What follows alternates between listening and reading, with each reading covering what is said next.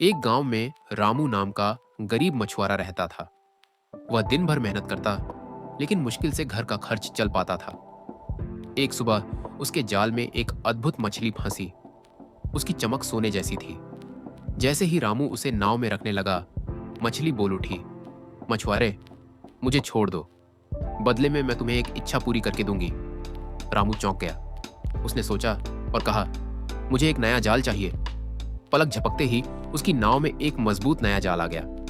रामू खुश होकर मछली को छोड़ने लगा, लेकिन तभी उसके मन में ख्याल आया, मैंने सिर्फ जाल ही क्यों मांगा? घर, धन, खेत सब मांग सकता था। वो पछताने लगा। अगले दिन वह फिर उसी जगह गया।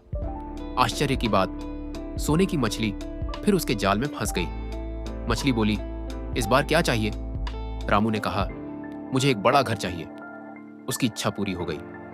लेकिन कुछ दिनों बाद उसे फिर लगा कि गांव का सबसे बड़ा घर तो मुखिया का है। वह फिर मछली के पास गया।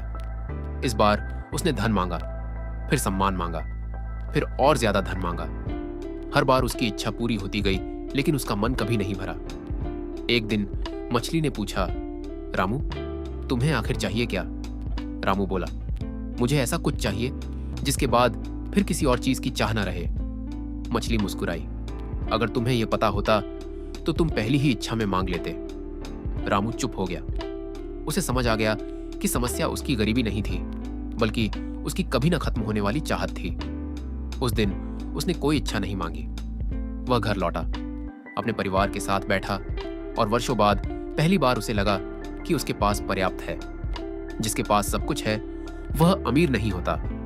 अमीर वह होता है जिसे लगता है कि उसके पास पर्याप्त है।